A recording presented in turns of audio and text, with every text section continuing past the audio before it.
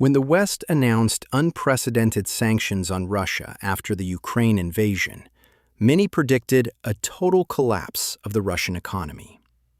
They expected the ruble to fall, industries to shut down, and political instability to spread inside Russia. But none of this has happened. Instead, Russia's economy has survived, adapted, and in some areas even grown. So why did the sanctions fail to break Russia? Western sanctions were based on a simple assumption, that cutting trade would cripple Russia. But this assumption was flawed. Large nations with big populations and strong resource bases cannot be isolated the same way smaller economies can. We saw this earlier with Iran. Despite decades of sanctions, Iran managed to import goods through intermediary countries like Turkey and the Gulf nations. Russia used the same strategy, but on a far bigger scale. Sanctions did hurt Russia, and that must be acknowledged. There was a sharp devaluation of the ruble. Inflation rose. Labor shortages increased after many young Russians left the country. Western brands, technology, and supply chains were disrupted. These were real economic shocks, but the overall impact was limited and not enough to destabilize Russia. Why?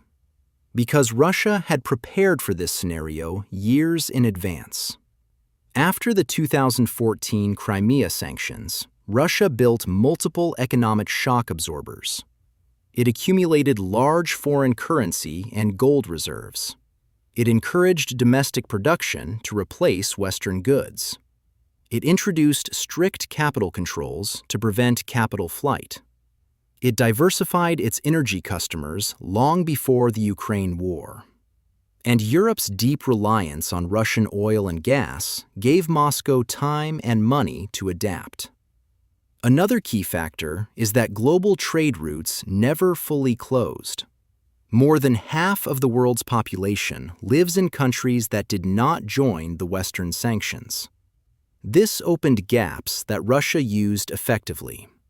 Turkey became a major re-export hub. The United Arab Emirates handled parallel imports and financial flows. China dramatically increased exports of electronics, machinery, and vehicles. India became the largest buyer of discounted Russian oil. Gulf nations used their trade networks to move goods in and out of Russia. In January 2023, the U.S. think tank Silverado reported that former Soviet states like Kazakhstan, Armenia, and Kyrgyzstan were helping Russia through transshipment networks.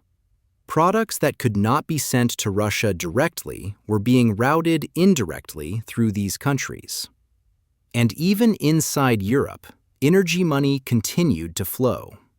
Several EU nations kept buying Russian gas, oil, and LNG in the early months.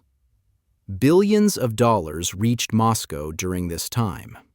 Russia then redirected much of its oil to India and China using a shadow fleet of older tankers.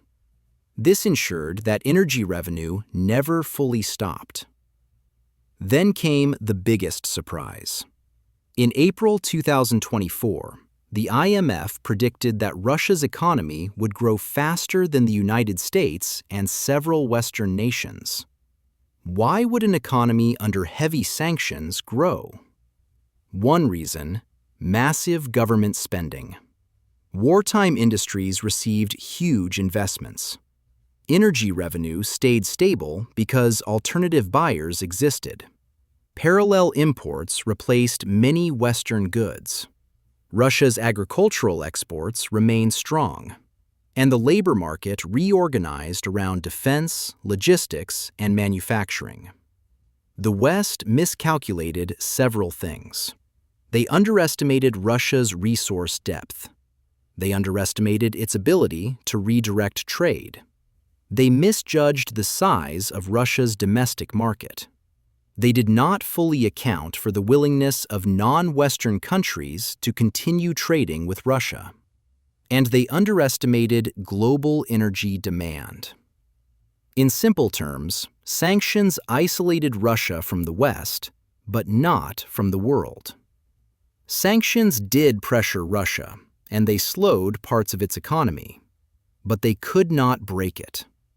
A country with vast natural resources, strong global connections, and the ability to find alternative trade partners can survive, even under some of the harshest sanctions in modern history. The real story is not just about sanctions failing. It is about how the global economy has become multipolar. Economic pressure no longer works the way it once did. And understanding this shift is essential for understanding the future of geopolitics.